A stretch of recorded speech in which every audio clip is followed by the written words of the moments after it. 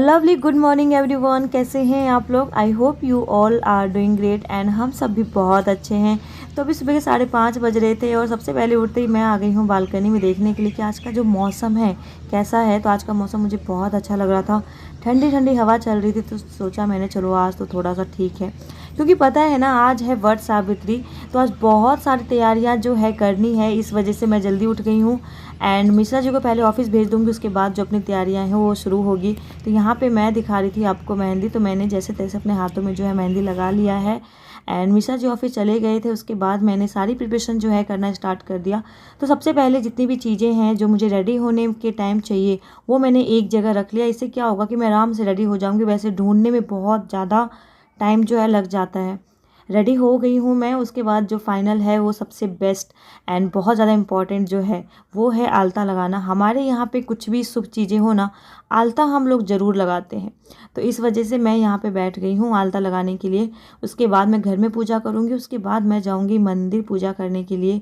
आज के दिन बस मैं भगवान से यही प्रार्थना करना चाहती हूँ कि जितने भी लोग हैं, जो लेडीज़ें मुझे देख रही हैं, सबका सुहाग बना रहे, सबका सुहाग जो है अमर रहे। बस भोलेनाथ से यही प्रार्थना करेंगे कि हम सब अपने अपने पति के साथ हमेशा खुश एंड हमेशा सुहागवती बन के ही रहे। वहाँ पे फिर मंदिर पहुँचने के बाद मंदिर के पास छोटा सा बरगद का पेड़ है, जहाँ पे ऑलरेडी बहुत सारे लोग जो हैं पूजा कर रहे थे। तो हमने यहाँ पे वेट करना स्टार्ट कर दिया ताकि ये लोग पूजा करके उठ जाए। उसके बाद फिर हम यहाँ पे बैठ के जो अपनी पूजा है वो शुरू करेंगे।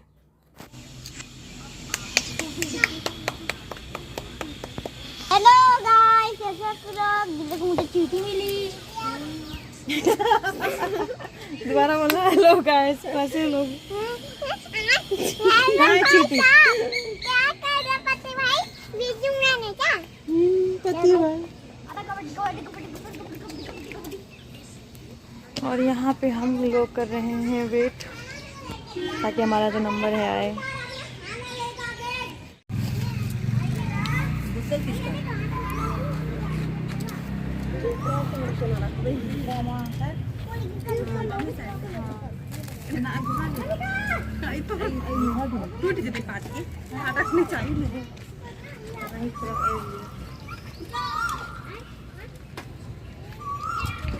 तो हम पूजा करने बैठ गए हैं, साथ में भाभी थी और हमारी जो पड़ोसी हैं वो सब थे। तो मैं आपको आज जो पूरा जो विधि है ना कि कैसे हम लोग करते हैं वो मैं आप लोग के साथ शेयर कर रही हूँ। तो 1 बाय 1 चीज़ें बहुत ध्यान से देखना, ताकि आपको नेक्स्ट टाइम जो है कभी डाउट हो तो आप लोग देख सकते हैं। एंड कभी भी मतलब ज़रूरी पड़ जाता है, कभी कभी ऐसा होता है कि हम भूल जाते हैं, उस टाइम भी हमें थोड़ा सा देखने से याद आ जाता है कि हाँ ऐसा क्या है, क्या करना है। तो सबसे पहले जो है हमने यहाँ पे अच्छे से थोड़ा सा पानी लेके ना बरगद के नीचे लीप दिया, जिसको लीपना बोलते हैं ना, मतलब पोछा जैसे पोछते हैं वैसे पोछ दिया। उसके बाद हमने करा यहाँ पे अर्पण बनाया। अर्पण का जो आटा है हम घर से ही लेके आए थे। उसके बाद जिस बरगद के पेड़ की पूजा होती है उसी बरगद के पेड़ के पत्ते पे हम लोग देते हैं प्रसाद। एंड उसी के पत्ते को हम सर में भी लगाते हैं, फिर अपने लेफ्ट पैर में लगाते हैं।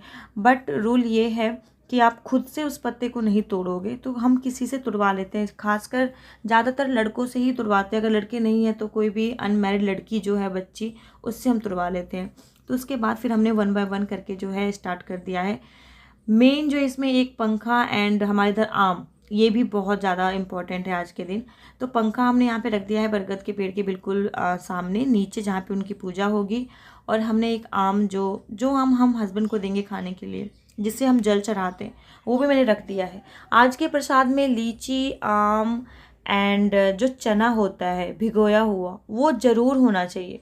उसके बाद आपकी श्रद्धा है, आप मिठाई दे दो, जितनी भी चीज़ें हैं वो सब कर दो। लेकिन ये 3 चीज़ ऐसा है जो आपको देना ही देना है। आपको चना ज़रूर देना है, आपको आम ज़रूर रहना चाहिए आपके प्रसाद में, एंड लीची। तो सारी प्रिपरेशन जो है हम कर रहे हैं। प्रसाद जो हम लोग चढ़ाते हैं वो 2 जगह चढ़ाते हैं। एक तो बरगद के पेड़ के नीचे जो हम वहीं छोड़ देते हैं, बरगद को दे देते हैं। एंड दूसरा एक गौरी माता को, जो हमारे मिथिलांचल में गौरी पूजा जाता है ना, उस गौरी माता का भी प्रसाद चढ़ाया जाता है। वो प्रसाद हम अपने पतिदेव को देते हैं। तो बस उसी की जो तैयारियां हैं अच्छे से सब कुछ चल रही है। इसमें कुछ बहुत ज़्यादा नहीं है, लेकिन अरेंज बहुत करना पड़ता है।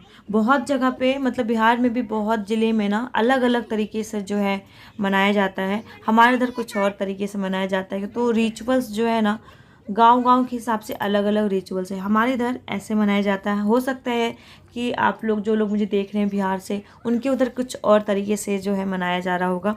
तो मैं यहाँ पे सारी जो अरेंजमेंट है पहले कर लेती हूँ, उसके बाद जो है पूजा करना स्टार्ट करेंगे। जो हम आटा लेके आए थे चावल के आटा का, उसका तो मैंने अर्पण दे दिया था। उसके बाद हमने जो बरगद का पेड़ है 5 जगह उस पर भी लगाया था अपने हाथों से निशान। एंड उसके बाद जो पंखा है उस पर छिड़का था, आम पे लगाया था, जो हमारा कलश है जिससे हम पूजा करते हैं लोटा, उस पर लगाया था। तो ये सब सारी चीज़ें जो हैं करनी पड़ती हैं।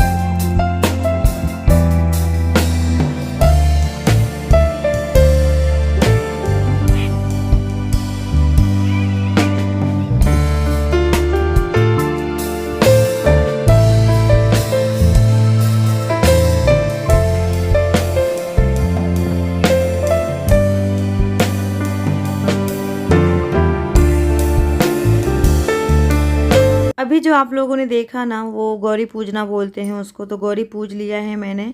एंड बस हम वेट कर रहे थे कि जो भी लोग वहाँ पे बचे हुए थे उनकी पूजा हो जाए, उसके बाद जो है कथा कहूँगी।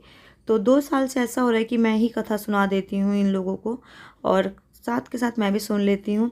तो अगर आप लोगों ने कथा जो है सावित्री व्रत का कथा नहीं सुना है, तो आगे मैं जो कथा है पूरी सुनाने वाली हूँ, तो आप लोग ज़रूर सुनना ध्यान से। और ये है पूरा मंदिर के आसपास का एरिया। और ये छोटा सा बरगद का पेड़ जो बहुत छोटा था पिछले साल, लेकिन अब तो काफ़ी बड़ा हो गया है। और हमारी पूजा जो है हो गई है, एंड इनकी पूजा अभी बाकी थी। तो बस हम इन्हीं का वेट कर रहे थे कि इनकी पूजा हो जाए, उसके बाद जो है फिर मैं कथा जो है कहना स्टार्ट कर दूँगी। दिख रहा है क्या? नीचे गया कल्चर में लगा। ये आंटी भी पीछे है। आंटी जी नमस्ते। कैसे हो? हम भी बढ़िया।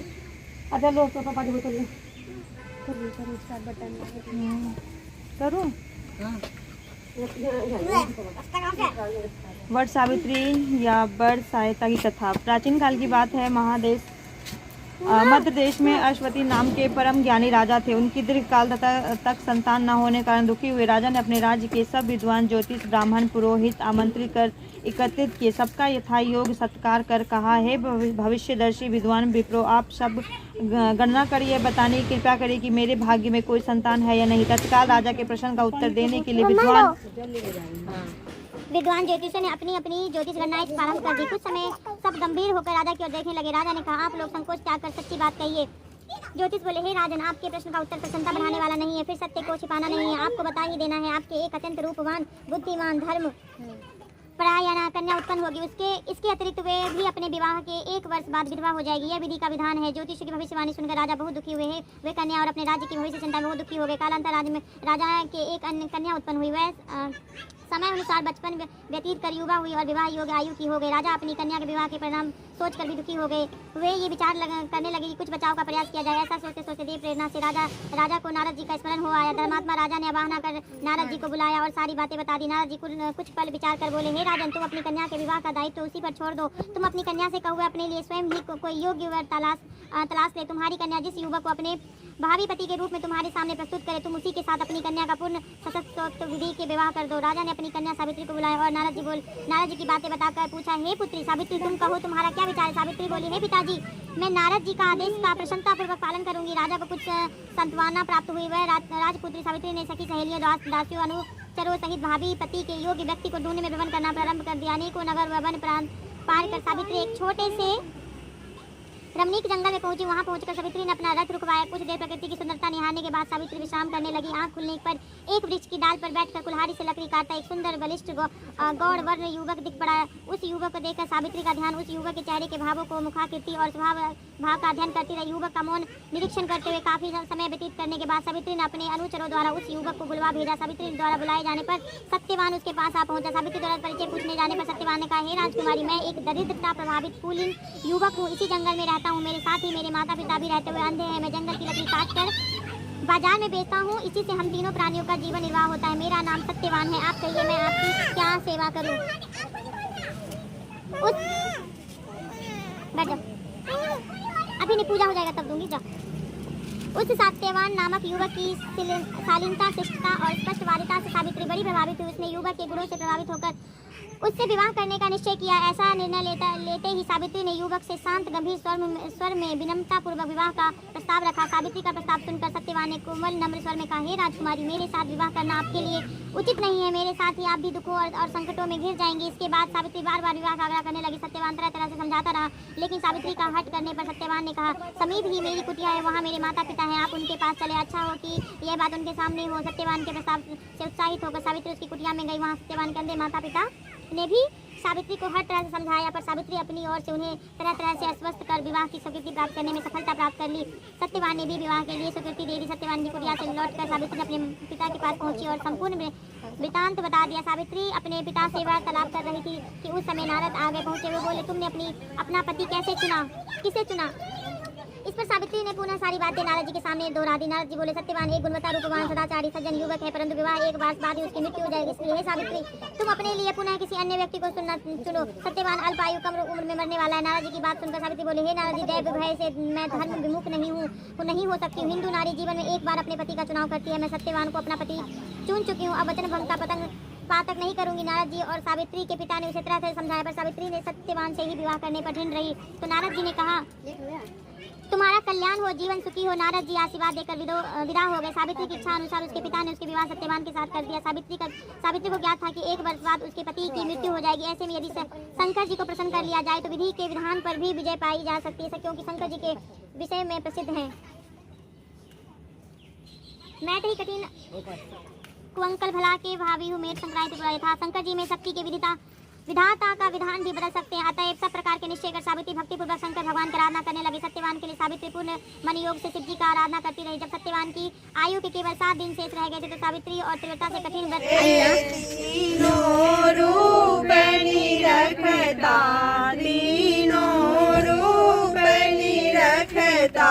त्रिभुवन जन मोहे।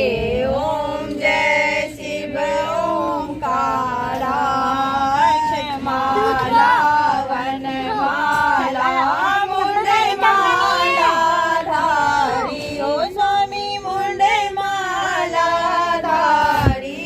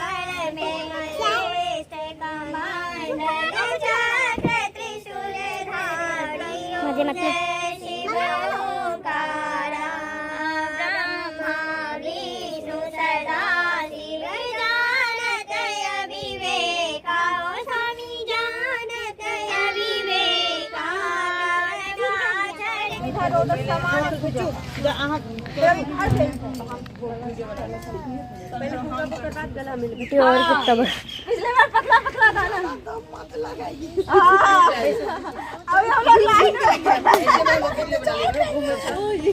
ये चाची सबका वीडियो बनाना, क्योंकि वीडियो अच्छा बनना चाहिए, मुझे क्या लगेगा। हाँ ये उठा लेते सबको दे देंगे, बच्चे क्या करेंगे ना, एक बार दे देते आपने हवा चले। हाँ वाओ कितनी अच्छी हवा आ रही है, पंखों में दम तो है।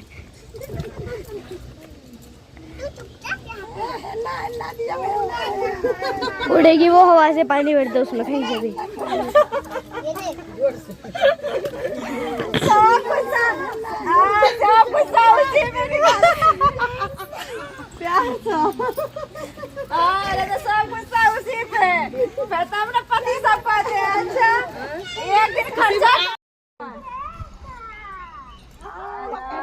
अच्छा, अब लेफ्ट साइड दिल बिगाड़ दीजिएगा क्या?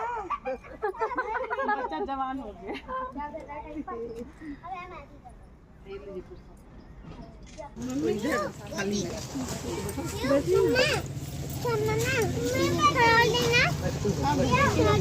पूजा करने के बाद फिर हम आ गए मंदिर, और उसके बाद फिर हमने मंदिर में जो है भोलेनाथ की शिवलिंग है वहाँ पे पूजा की। कथा आप लोगों ने सुन लिया। थोड़ा सा जो कथा था लास्ट का मैंने नहीं रिकॉर्ड कर पाई, क्योंकि बहुत ज़्यादा पहले से ही बहुत ज़्यादा जो वीडियोस थे बन गए थे, फ़ोन भी हैंग होने लग गया था इस वजह से। तो बस यहाँ पे जो है पूजा ख़त्म हो गई है, एंड उसके बाद हम जाएंगे घर पे। तो घर पे ना जाके मैं चली गई भाभी के घर, क्योंकि शुग्गू वहीं पे भाग गई। फिर उसके साथ साथ मुझे भी जाना पड़ा। वहाँ पे जाके फिर मैंने पिया 1 ग्लास मैंगो शेक। बहुत ज़्यादा धूप लग गई थी, बहुत ज़्यादा प्यास भी लग गई थी। तो ये जो साड़ी है जो मैंने पहना था, और आज मैंने चूड़ा बनाया था गजरे लगा के। उसके बाद फिर हमने यहाँ पे खाया चूड़ा दही। तो हम लोगों में ऐसा होता है कि पूजा करने के बाद आप बिना नमक की चीज़ें खा सकते हो। ज़्यादातर चूड़ा दही और खीर ही खाते हैं, तो मैंने सोचा चलो चूड़ा दही भी खा लेते हैं, और खीर जो है वो हम खाएंगे रात में। तो यहाँ पे भाभी घर पे ही फिर हम दोनों ने चूड़ा दही खाया।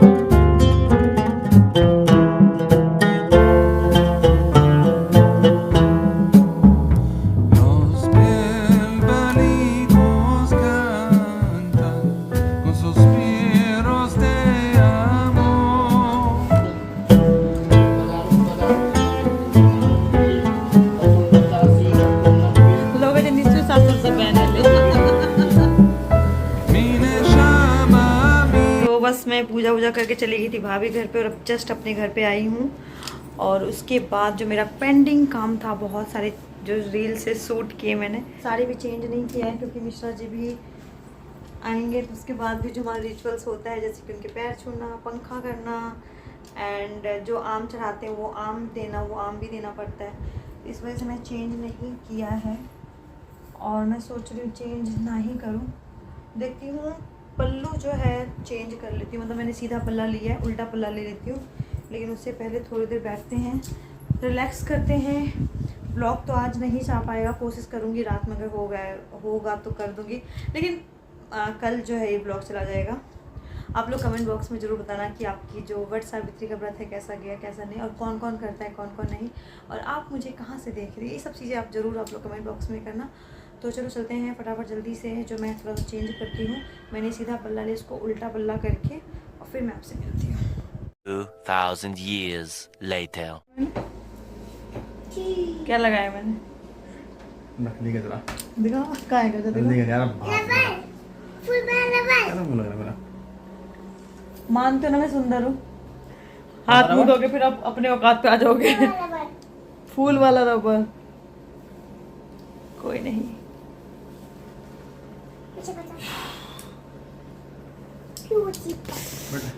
तू टेंशन क्यों ले रहा है मिश्रा? एसी क्यों कौन चलाता है आज के दिन में? ना मेरा पंखा। अच्छा क्या आलू daily no no no no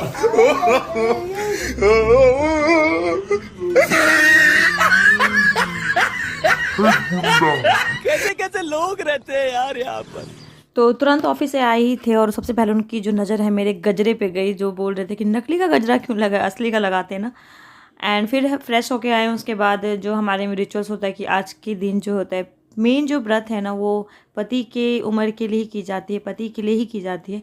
तो घर पे आके फिर इनकी भी पूजा करनी होती है। तो मैंने बस टीका जो है लगा दिया, और ये जो बीएन है वो पंखा करना होता है ताकि आपके जो पति रहे हमेशा ठंडा ठंडा रहे। एंड उसके बाद जो आम जो देते हैं ना, जिस आम से जल चढ़ाते हैं वो आम खिलाना होता है, पैर छूने होते हैं। तो ये सब जो रिचुअल्स होते हैं हमारे इधर होता है। तो बस वहीं पे चल रही मस्ती, और बहुत ज़्यादा एक्साइटेड थे अपने पैर छुआने के लिए। तो बस मैंने जो है अपना रिचुअल्स जो है कंप्लीट कर लिया है।